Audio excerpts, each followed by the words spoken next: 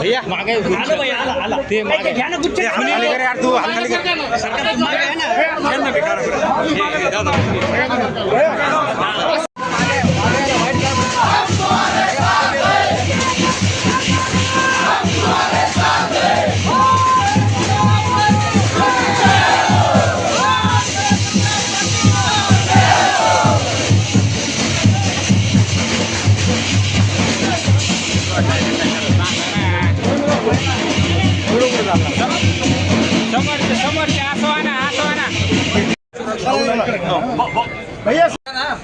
बेकार आम्ही सर्व पक्षीय लोकांनी हा निर्णय या ठिकाणी घेतलेला आहे. या निर्णयाचं स्वागतच आहे.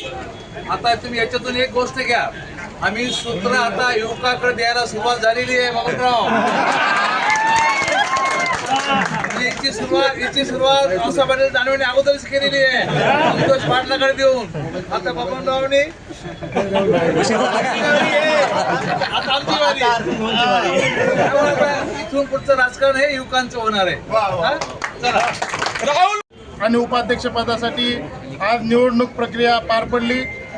या ठिकाणी मला अध्यक्ष म्हणून काम करण्याची जी संधी, सर्व सन्माननीय आमचे देशाचे माजी केंद्रीय मंत्री आदरणीय रावसाहेबजी दानवे साहेब, माजी मंत्री आदरणीय लोणीकर साहेब, माजी मंत्री आदरणीय खोतकर साहेब, सन्माननीय आमचे नेते राजेश भैयाजी टोपे साहेब, सन्माननीय अरविंदांना चव्हाण साहेब, त्याचबरोबर आमचे जिल्ह्याचे अध्यक्ष भारतीय जनता पार्टीचे कुचे साहेब, संतोष भाऊ दानवे, सर्वच मान्यवर नेते मंडळींनी जो विश्वास माझ्यावर आणि सन्माननीय उपाध्यक्ष ताईंवर व्यक्त केला, मी निश्चित या सर्वांच्या या दिलेल्या संधीचं सोनं करून जी जिल्हा मध्यवर्ती बँक, जी की एक परंपरागत सर्व पक्षांनी एकत्रित येऊन जिल्ह्याला पुढे नेण्याचं काम सर्व नेते मंडळींनी यापूर्वी केलेलं आहे आणि तोच विश्वास कायम परत माझ्यावर त्या ठिकाणी व्यक्त केला आहे. मी निश्चित या सर्व ज्या सन्माननीय नेते मंडळींनी मला काम करण्याची संधी दिली,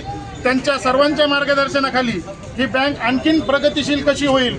थोडक्यात सांगायचं झालं तर जुन्या काळामध्ये ही ICUमध्ये असलेली बँक होती. आत्ता कुठं ती ICUमधून बाहेर पडत आहे, परंतु अद्याप तिचा डिस्चार्ज झालेला नाही.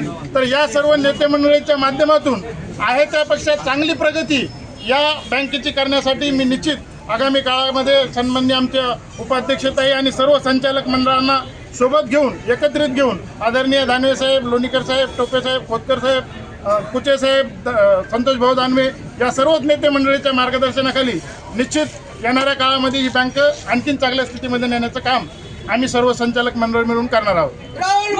जालना जिल्हा मध्यवर्ती सहकारी बँकेच्या अध्यक्ष आणि उपाध्यक्ष पदाची निवडणूक होती. गेले अनेक वर्ष ही निवडणूक बिनविरोध पार पाडण्याचं काम आमच्या जिल्ह्यातील सर्व पक्षीय नेत्यांनी पार पाडलेलं आहे आणि बँकेमध्ये कुठल्याही प्रकारचं राजकारण न आणता शेतकऱ्याच्या हिताचे निर्णय आम्ही सतत घेतलेले आहेत. मागची निवडणूकही बिनविरोध झाली होती. निवडणुकीमध्ये ज्या काही युतीमध्ये गोष्टी ठरल्या होत्या त्या पद्धतीप्रमाणे आजचा हा कार्यक्रम पार पडलेला आहे आणि राहुल भैया लोणीकर आणि मरकळताई यांची अध्यक्ष आणि उपाध्यक्षपदी सर्वानुमते या ठिकाणी निवड झालेली आहे. मला असं वाटतं सरकारचं धोरण आणि जनतेचं हित आणि शेतकऱ्याचं हित लक्षात घेता अध्यक्ष आणि उपाध्यक्ष त्यांच्या सर्व सहकार्याच्या मदतीनं ही बँक नावारूपाला आणण्याचा प्रयत्न करतील असा आमचा सगळ्यांचा विश्वास आहे. आज सकाळी मी खोतकर साहेब, टोपे साहेब, बबनराव, नारायण कुचे, संतोष दानवे आम्ही सारे नेते एकत्र बसून हा निर्णय एकमुखाने केला. या निमित्तानं सर्व कार्यकर्ते या ठिकाणी आलेत. मी सगळ्यांचं अभिनंदन करतो आणि राहुल आणि मरकळताईला विनंती करतो की बँकेचं हित डोळ्यापुढे ठेवून शेतकऱ्याला जास्तीत जास्त कशा सुविधा देता येतील याचा पुढच्या काळात आपण विचार करावा.